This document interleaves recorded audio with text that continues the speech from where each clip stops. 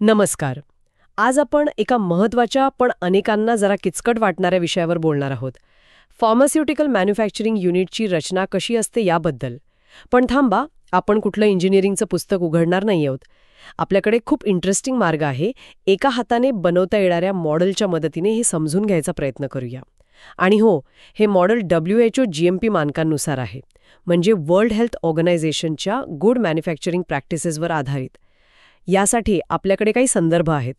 एक म्हणजे हे मॉडेल कसं बनवायचं याचा सविस्तर मॅन्युअल, आणि दुसरं म्हणजे एका फार्मा युनिटचा साधारण लेआउट प्लॅन किंवा नकाशा. आजच्या आपल्या चर्चेचा उद्देश हा आहे की GMP म्हणजे चांगल्या उत्पादन पद्धतींची जी तत्त्वं आहेत, जसं स्वच्छ कक्षांचे वेगवेगळे विभाग, ज्याला आपण क्लीन रूम झोनिंग म्हणतो, किंवा मग मालाचा किंवा कर्मचाऱ्यांचा एकाच दिशेने होणारा प्रवास म्हणजे युनिडिरेक्शनल फ्लो, या गोष्टी किती सहजपणे समजून घेता येतात, तेही एका साध्या मॉडेलमधून. म्हणजे नुसती थिअरी नाही, तर प्रॅक्टिकल अनुभव. चला तर मग सुरुवात करूया. मला सांगा, हे मॉडेल बनवण्यामागचा मूळ उद्देश काय आहे? GMPचे नियम तर वाचूनही कळू शकतात. मग हे मॉडेल नेमकं काय साधतं? हा चांगला प्रश्न आहे. खरं तर GMP नियम वाचायला थोडी कोरडे वाटू शकतात, अमूर्त असतात ते. पण जेव्हा तुम्ही स्वतः काहीतरी बनवता तेव्हा त्यामागची तत्त्व खूप चांगली समजतात. मॅन्युअलनुसार या मॉडेलचा मुख्य हेतू GMPच्या काही महत्त्वाच्या संकल्पनांना दृश्य बनवणं आहे. यात 3 मुख्य गोष्टी आहेत जे हे मॉडेल स्पष्ट करतं. पहिली गोष्ट म्हणजे विलगीकरण किंवा सेपरेशन. म्हणजे बघा, कच्चा माल आला की तो लगेच वापरला जात नाही. त्याला आधी तपासणीसाठी बाजूला ठेवलं जातं, आपण त्याला क्वारंटाईन म्हणतो. आणि तपासणी झाल्यावर म्हणजे अप्रूव्ह झाल्यावरच तो पुढे जातो. मॉडेलमध्ये यासाठी वेगळ्या जागा आहेत. अच्छा, म्हणजे कच्चा माल तपासल्याशिवाय वापरला जात नाही हे स्पष्ट होतं. आणि दुसरं काय? दुसरी संकल्पना आहे कंट्रोल म्हणजे कंटेनमेंट. यात एअरलॉक आणि वेगवेगळ्या खोल्यांमधला हवेचा दाब वेगळा ठेवणं म्हणजे डिफरन्शियल प्रेशर, या गोष्टी येतात. हे कशासाठी? तर एका भागातली हवा, विशेषतः जिथे धूळ उडू शकते, ती दुसऱ्या स्वच्छ भागात मिसळू नये. मॉडेलमध्ये छोटे एअरलॉक बनवून हे दाखवलं जातं. एअरलॉक म्हणजे 2 दारांमधली जागा. बरोबर. अगदी. आणि तिसरी आणि कदाचित सर्वात महत्त्वाची संकल्पना म्हणजे प्रवाह नियंत्रण, फ्लो कंट्रोल. हो, याबद्दल मी ऐकलंय की हे GMPचा अगदी गाभा आहे. बरोबर. प्रवाह नियंत्रण म्हणजे काय? तर कच्चा माल, तयार माल, पॅकेजिंग साहित्य, कर्मचारी आणि अगदी कचरासुद्धा, या सगळ्यांचा प्रवास एका ठरलेल्या मार्गाने आणि शक्यतो एकाच दिशेने झाला पाहिजे. युनिडायरेक्शनल फ्लो ज्याला म्हणतात. उद्देश हाच की क्रॉस कंटॅमिनेशन टाळणं, म्हणजे एका वस्तूचे कण दुसऱ्या वस्तूत किंवा एका प्रक्रियेतली गोष्ट दुसऱ्या प्रक्रियेशी मिसळू नये. आणि मॉडेलमध्ये बाणांनी वगैरे दाखवतात का? हो, वेगवेगळ्या रंगांचे बाण वापरून हे प्रवाह कसे वेगवेगळे ठेवले जातात हे मॉडेलमध्ये स्पष्ट दिसतं. आणि हे मॉडेल मुख्यत्वे सॉलिड ओरल डोसेज म्हणजे गोळ्या किंवा कॅप्सूल बनवण्याच्या प्रक्रियेवर लक्ष केंद्रित करते, त्यामुळे ते समजायला सोपं जात असेल. एक्झॅक्टली. एका विशिष्ट प्रकारच्या उत्पादनासाठी GMP कसं लागू होतं हे छान समजतं. फार्मा युनिटचं नकाशाकडे म्हणजे लेआउट प्लॅनकडे वळूया. एक साधारण फार्मा युनिटमध्ये नक्की कोणकोणते विभाग असतात आणि ते कसे मांडलेले असतात? नक्कीच. लेआउट बघितला की लक्षात येतं की ही रचना खूप विचारपूर्वक केलेली असते. सुरुवातीला सहसा प्रशासकीय विभाग म्हणजे ॲडमिन आणि क्वालिटी कंट्रोल किंवा quality assurance lab QA/QC lab असते. ह्याच भागात कधीकधी मायक्रोबायोलॉजी लॅब पण असते, जिथे सूक्ष्म जंतूंची तपासणी होते. QA/QC म्हणजे क्वालिटी अश्युरन्स आणि कंट्रोल, हे उत्पादनाच्या गुणवत्तेवर लक्ष ठेवतात. हां, हे विभाग थेट उत्पादनात नसले तरी महत्त्वाचे आहेत. मग पुढे? मग येतो कच्च्या मालाचा विभाग. इथे बाहेरून आलेला माल स्वीकारला जातो, रॉ मटेरियल रिसिप्ट. मग त्याला क्वारंटाईनमध्ये RM क्वारंटाईनमध्ये ठेवलं जातं. नमुने काढण्यासाठी एक सुरक्षित जागा असते, सॅम्पलिंग बूथ. आणि तपासणीत पास झालेला माल एका वेगळ्या गोदामात ठेवतात, अप्रूव्ड RM स्टोअर. इथे ते विलगीकरणाचं तत्त्व परत दिसतं. बरोबर. इथपर्यंत मालाची एंट्री झाली. मग खरा उत्पादन विभाग सुरू होतो, हो ना? अगदी. इथे मग कच्चा माल वजन करून दिला जातो. त्याचे दाणे बनवतात, ते सुकवतात, मग ते एकत्र मिसळतात, त्याच्या गोळ्या बनवतात आणि काही गोळ्यांवर आवरण चढवतात. हा सगळा मुख्य भाग आहे. उत्पादन झाल्यावर मग पॅकेजिंग म्हणजे गोळ्या किंवा कॅप्सूल आधी स्ट्रिपमध्ये किंवा बाटलीत भरतात, प्रायमरी पॅकेजिंग. हो, ते झालं प्रायमरी पॅकेजिंग.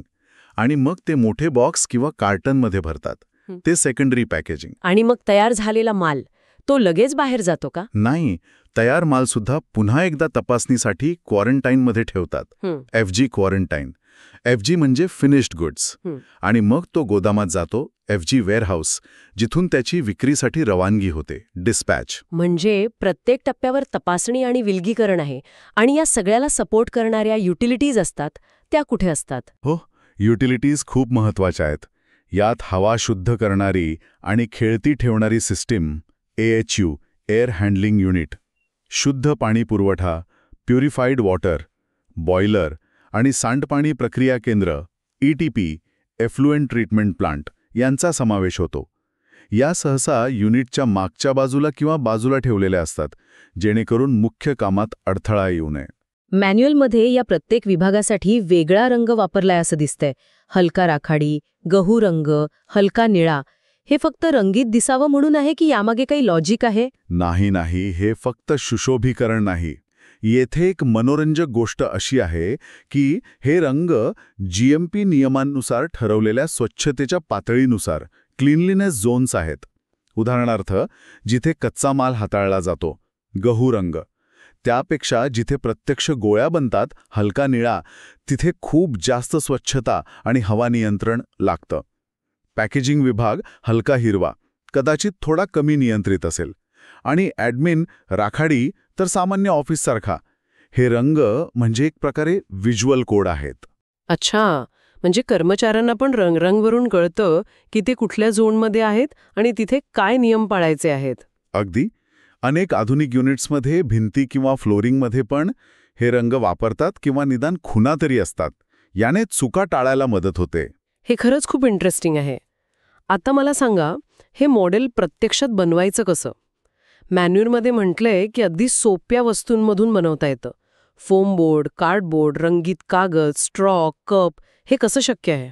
हो, हीच तर गंमत आहे. क्लिष्ट गोष्टी सोप्या करून दाखवणं. मॅन्युअलमध्ये स्टेप्स दिले आहेत. पहिली पायरी म्हणजे बेसबोर्डवर नकाशा चिकटवणं किंवा आखून घेणं. मग प्रत्येक विभागासाठी ठरलेल्या रंगानुसार रंगीत कागद कापून त्या जागेवर लावणं. याने झोनिंग लगेच स्पष्ट होतं. आणि भिंती त्या कशा उभ्या करायच्या? त्यासाठी फोम शीटच्या साधारण 5-7 सेंटीमीटर उंचीच्या पट्ट्या कापायच्या आणि उभ्या करायच्या. त्या विभागांच्या सीमा ठरवतात. दारांसाठी 1 ते 1.5 सेंटीमीटरची जागा सोडायची. आणि महत्त्वाचं म्हणजे एअरलॉकसाठी 2 दारांमधली ती छोटी जागा पण बनवायची. हे करतानाच एअरलॉकची कल्पना येते.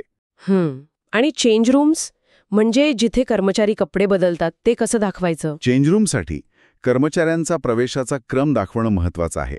म्हणजे ते सामान्य भागातून येतात, मग प्रायमरी गाउनिंग रूम, मग सेकंडरी गाउनिंग किंवा एअरलॉक, जे ग्रेड D स्वच्छतेचं असतं, आणि मग तिथून उत्पादन विभागात, जे ग्रेड C किंवा B असू शकतं. हे ग्रेड्स म्हणजे स्वच्छतेचे वाढते स्तर आहेत. ग्रेड B म्हणजे अगदी ऑपरेशन थिएटर इतकी स्वच्छता असू शकते. आणि हे ग्रेड्स मॉडेलमध्ये कसे दाखवतात? रंगांनी किंवा लेबल लावून. महत्त्वाचं म्हणजे हा क्रम मॉडेलमध्ये दिसतो. आणि युटिलिटीज म्हणजे AHU, पाण्याचे पाईप्स, हे कसं दाखवायचं? त्यासाठी पण सोप्या आयडिया आहेत. AUCसाठी एखादा छोटा बॉक्स, हवेच्या नळ्यांसाठी स्ट्रॉ आणि हवेच्या तोंडाशी असलेला हेपा फिल्टर दाखवायला कापसाचा बोळा. शुद्ध पाण्याच्या पाईपलाईनसाठी प्लास्टिकच्या ट्यूब्स. अक्षरशः टाकाऊतून टिकाऊ.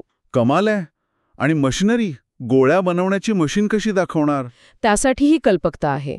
ग्रॅन्युलेटरसाठी एखादा कप, ड्रायरसाठी पारदर्शक बॉक्स, कोटरसाठी अर्धा चेंडू, असं काहीतरी वापरून ती उपकरणं आणि मालाचा प्रवाह दाखवता येतो.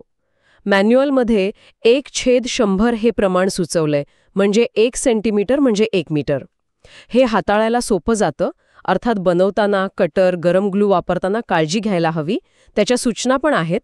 पण मुख्य मुद्दा हा की मॉडेल बनवतानाच GMPची तत्त्वं जास्त चांगली कळतात. हे खरं आहे. बनवताच शिकायला मिळतं. आता त्या प्रवाहांबद्दल बोलूया. तुम्ही म्हणालात की निळे, हिरवे आणि लाल बाण वापरतात. ते कशासाठी? हो, निळा रंग मालाच्या प्रवाहासाठी, हिरवा रंग कर्मचाऱ्यांच्या प्रवाहासाठी आणि लाल रंग टाकाऊ वस्तूंच्या प्रवाहासाठी. हे रंगीत बाण मॉडेलवर चिकटवले की पूर्ण युनिटमधली हालचाल एकदम डोळ्यासमोर उभी राहते. मालाचा प्रवाह निळा बाण तर आपण थोडा बघितला. कच्चा माल आत येण्यापासून ते उत्पादन, पॅकेजिंग आणि शेवटी तयार माल बाहेर जाण्यापर्यंत डिस्पॅच. हा सगळा एका दिशेने जाणारा मार्ग दिसतो. अगदी. कुठेही मागे फिरणं किंवा मार्ग ओलांडणं नाही. आता कर्मचाऱ्यांचा प्रवाह बघा, हिरवा बाण. ते प्रशासकीय भागातून येतात, चेंज रूममधून जातात आणि मग उत्पादन विभागात.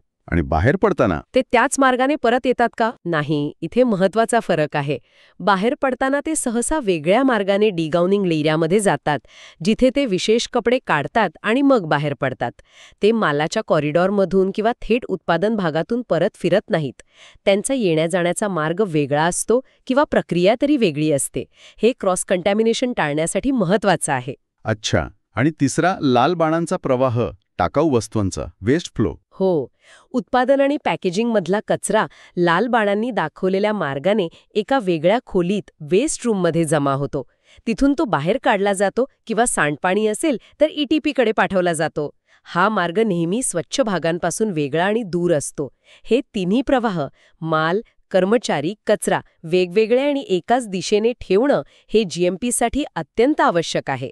या सगळ्याचा व्यापक विचार केला तर हे फक्त नियम नाहीत, तर उत्पादनाची सुरक्षा आणि गुणवत्ता टिकवण्यासाठीची प्रत्यक्ष कृती आहे. यात क्वालिटी अश्युरन्स टीमचं काम कुठे दिसतं? म्हणजे उत्पादन चालू असताना जी तपासणी होते, IPQC म्हणतात ती. हो, त्याचाही विचार केलेला असतो. उत्पादन क्षेत्राजवळच QA कर्मचाऱ्यांसाठी एक जागा IPQC डेस्क दाखवतात आणि तपासणीसाठी नमुने घेण्यासाठी पास बॉक्स नावाची रचना असते. भिंतीमध्ये एक छोटी पेटी असते, जिची दोन्ही दारे एकाच वेळी उघडत नाहीत. यातून नमुने दिले घेतले जातात, पण हवेचा दाब आणि स्वच्छता बिघडत नाही. मॉडेलमध्ये हे बारकावे दाखवता येतात. म्हणजे हे मॉडेल फक्त लेआउट नाही, तर प्रक्रिया आणि त्यातील बारकावे पण दाखवतं. या मॉडेलसोबत एक वर्कशीट पण आहे म्हणालात. त्याचा काय उपयोग? हो, स्टुडंट वर्कशीट. ती शिकणाऱ्यांना त्यांनी काय समजून घेतलं हे तपासायला मदत करते. त्यात प्रश्न असतात, जसं की कच्चा माल क्वारंटाईन का करतात, एअरलॉक का गरजेचा आहे, युनिडायरेक्शनल फ्लो म्हणजे काय आणि तो का महत्वाचा आहे, IPQC काय करते, AHU हेपा फिल्टर खोली स्वच्छ कशी ठेवतात, असे प्रश्न. म्हणजे शिकलेल्या गोष्टींचं रिव्हिजन होतं आणि मॉडेल कसं बनवलं आहे याचं मूल्यांकन पण होतं का? हो, त्यासाठी एक जजिंग रुब्रिक पण दिलंय मॅन्युअलमध्ये. त्यात बघतात की मॉडेल किती अचूक आहे, किती सफाईदारपणे बनवलंय, माहिती किती स्पष्ट दिली आहे, काही नवीन कल्पना वापरली आहे का, आणि सगळ्यात महत्त्वाचं म्हणजे बनवणारे ते किती चांगलं समजावून सांगू शकतात. म्हणजे सर्वांगीण मूल्यांकन होतं. आणि बनवताना काही अडचणी आल्या तर? त्यासाठी पण काही ट्रबल शूटिंग टिप्स दिल्या आहेत, जसं की भिंती सरळ कशा उभ्या कराव्यात किंवा जागा कमी असेल तर बाण कसे लावावेत वगैरे. म्हणजे प्रॅक्टिकल अडचणींवर मात करायला पण शिकवतात. खरंच खूप छान डिझाईन केलेलं हे शिकण्याचं साधन आहे. तर आजच्या चर्चेतून एक गोष्ट मला तरी अगदी स्पष्ट झाली. Pharma मॅन्युफॅक्चरिंगमधली zoning, airlock, unidirectional flow यासारखी जी तत्वं ऐकायला किचकट वाटतात, ती एका साध्या हाताने बनवलेल्या मॉडेलमधनं किती सोप्या आणि रंजक पद्धतीने समजून घेता येतात. तर या सगळ्याचा अर्थ काय? याचा अर्थ हा की GMP हे फक्त नियम नाहीत, तर ती एक विचार करण्याची पद्धत आहे, जी गुणवत्ता आणि सुरक्षितता जपते. आणि हे मॉडेल ती पद्धत शिकायला मदत करतं. अगदी बरोबर म्हणालात तुम्ही. हे मॉडेल GMPच्या मूलभूत तत्वांना, विशेषतः विलगीकरण, नियंत्रण आणि प्रवाह यांना मूर्त रूप देतं. क्रॉस कंटॅमिनेशन टाळणं आणि उत्पादनाची शुद्धता राखणं यावरचा भर यातून स्पष्ट होतो. यावर आधारित एक विचार माझ्या मनात येतोय. आपण आता GMP रचनेचा पाया या मॉडेलमधून समजून घेतला, पण भविष्यात काय? म्हणजे ऑटोमेशन वाढतंय, त्याचा या रचनेवर काय परिणाम होईल, किंवा एकाच युनिटमध्ये अनेक प्रकारची औषधं बनवताना मल्टी प्रॉडक्ट फॅसिलिटीज अजून काय आव्हाने येतील, त्यासाठी काही नवीन डिझाईन सोल्युशन्स लागतील का? हे असे प्रश्न आहेत जे आपल्याला आजच्या चर्चेच्या पुढे जाऊन विचार करायला लावतात. निश्चितच. भविष्यातील फार्मा डिझाईन हा खरंच एक वेगळ्या आणि मोठ्या चर्चेचा विषय आहे. पण आज आपण GMPच्या मूलभूत संकल्पना ह्या मॉडेलच्या माध्यमातून समजून घेण्याचा चांगला प्रयत्न केला. मला खात्री आहे की ही माहिती ऐकणाऱ्यांना नक्कीच उपयोगी पडेल. आजची ही सविस्तर चर्चा आपण इथेच थांबूया.